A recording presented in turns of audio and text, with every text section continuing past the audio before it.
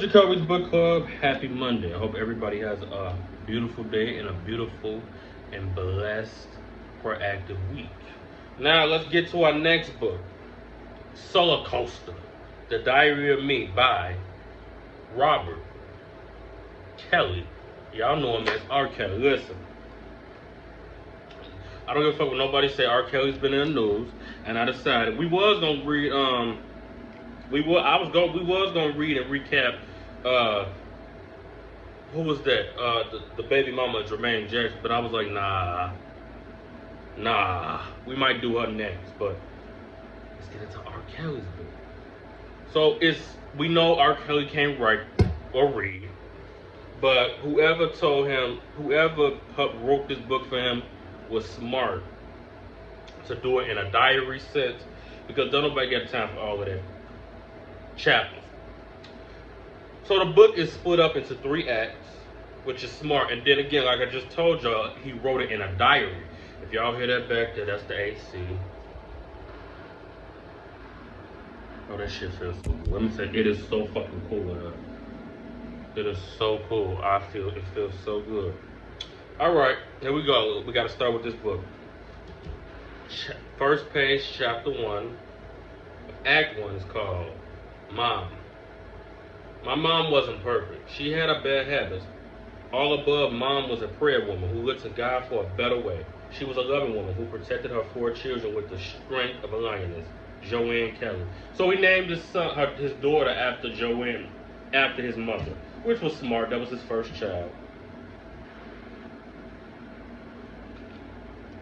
Mom. When I called out Mom, it brings the spirit of Joanne Kelly into my heart.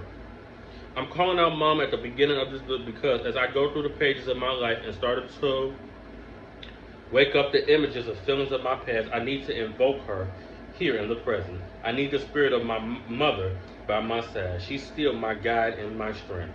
She was the first one to believe in me. She told me that I could achieve all things through Christ Jesus. So Paul, before we start, this book was published in 2012. R. Kelly was 45. That's years before, they caught him. But we're going to get R. Kelly free. At 45, I can still hear her words. And they're just as comforting now as ever. It was she who taught me to believe I can fly beyond the sky and soar into pure space. No matter what we were going through, no matter how small our Thanksgiving table was, my mother's inspiring strength kept our hearts full, even if our bellies were sometimes empty. She was strong in her faith, too.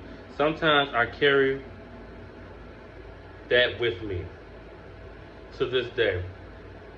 She taught us how to be thankful. Don't matter if this neighbor or that neighbor had more than we did. Whenever we had was reason to thank the Lord. Financially, we had nothing. Spiritually, we had everything. So, Paul, before we get real into this book,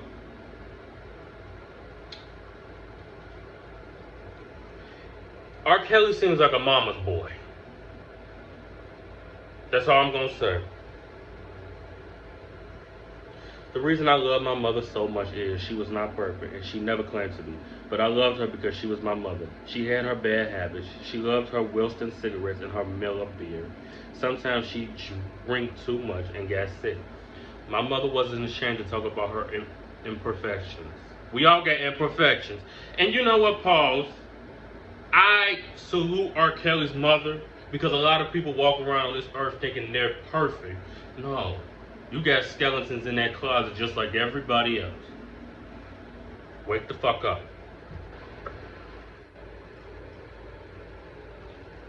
I don't like the Bears. I just got this cup. She discussed her faults, telling me how she wanted to stop drinking and smoking like she did. My mother was a praying woman who looked to God for a better way. All above, she was a loving woman who protected her 4 children with the strength of a lioness. My mother was my daddy too. Ain't half of the mothers in the black community are daddies too. That ain't nothing new,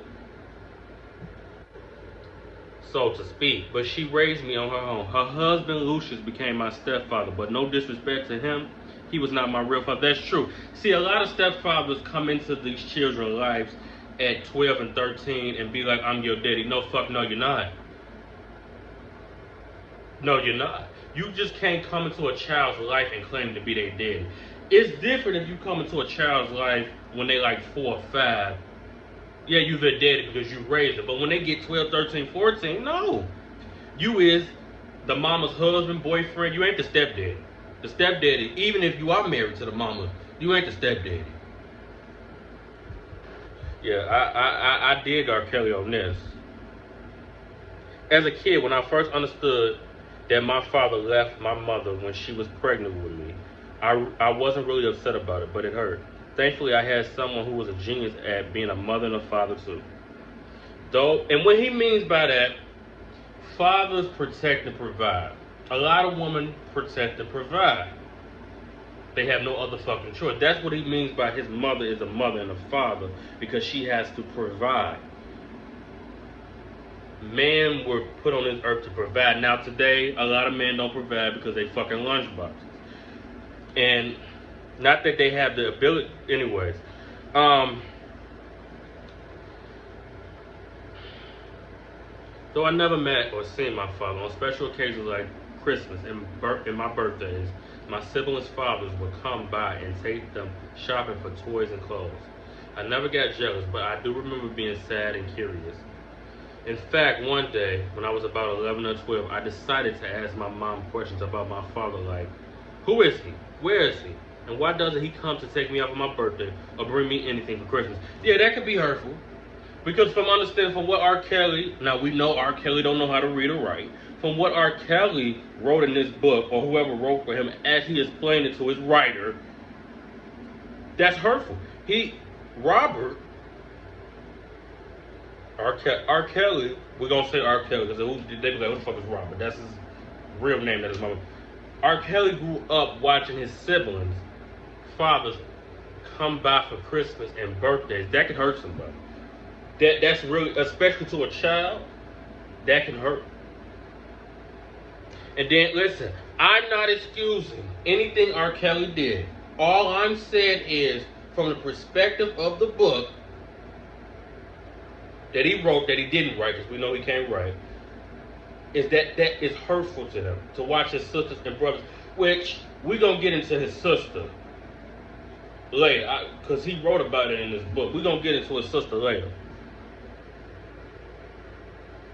My mother would just roll her eyes, look away from me and say, don't say nothing to me about that no good son of a bitch. Because the minute he found out I was pregnant with you, his coward ass left. Disappeared in the wind, she said.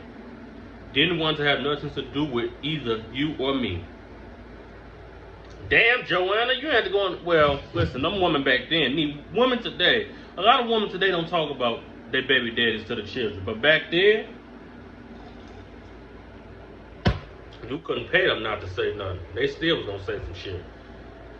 I remember my mother's eyes on one of those days, close to blood red, as the anger grew and grew, while she talked about my father as if he was the devil himself. I remember my eyes getting baby blood red too, because what my mother loved, I loved, and what she hated, I hated. Like we said, R. Kelly was a mommy's boy.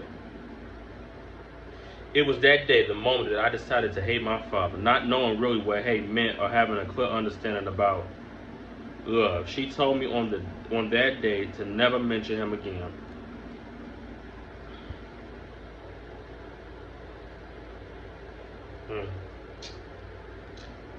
Okay, so I can't read the whole book.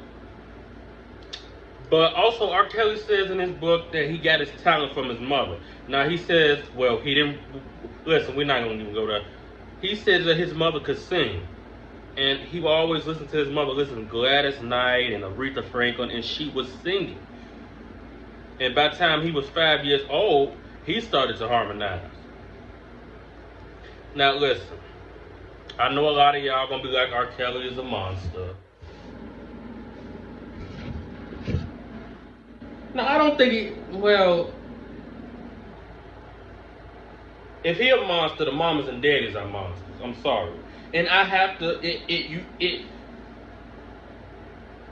In somebody's right mind, why would you give your 14 and 15-year-old to a grown-ass R&B star? Why would you give your 14 and 15-year-old to anybody?